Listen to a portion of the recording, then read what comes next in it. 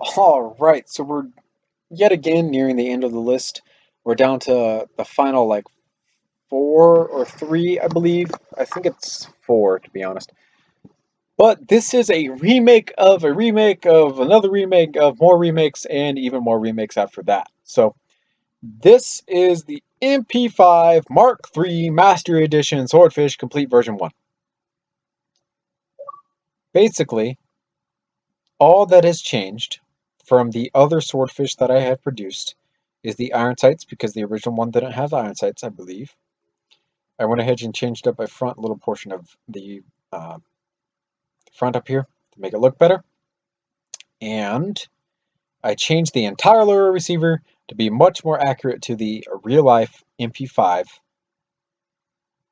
than my original one. First off, this is the first gun that I've ever built that has a working safety, I think. I could be wrong. Don't quote me. Basically how this works, it's in safe right now, can't pull the trigger. Put it in fire, you can pull the trigger. Put it in full auto, you can pull the trigger. But when you're in safe, this bar comes down, blocks you from being able to pull the trigger since this portion up here wants to go forward. That's how that works. Magazine release is here. Just locks up behind a portion of the magazine up there. Something that I wanted to change on this model is that this is a 4-stud wide lower receiver that connects into a 2-stud wide Technic trigger, which means it's stronger because it's all held together by pins.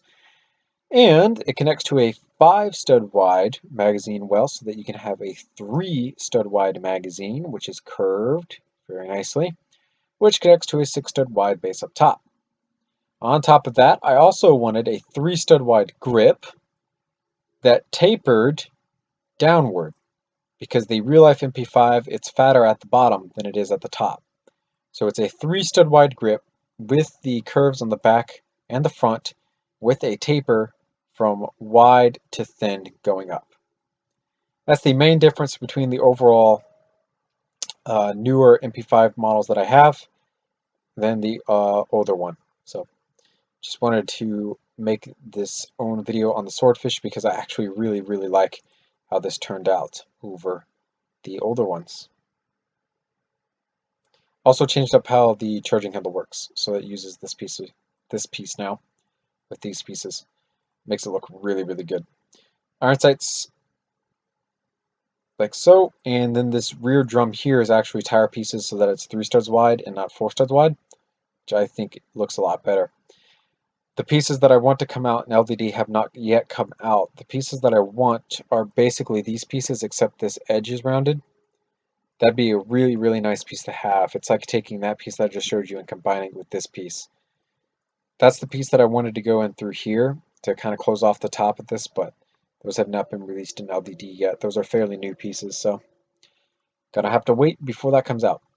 Features include working magazine release, removable magazine, working trigger, working safety, which is not something I can say all too much, working stock adjustment, working charging handle with the HK slot right there, working shell ejection port, and sight picture. Thank you guys so much for watching. This is a really cool model to go through and build again, essentially just adding in the different lower receiver down here onto the old model. I think the one complaint that I may have is that this grip looks just slightly too thin, but I'm not entirely sure because certain HK models have really thin grips, other ones have really long model grips. So we will see how far we get in the comment section about if it should be thicker or shorter.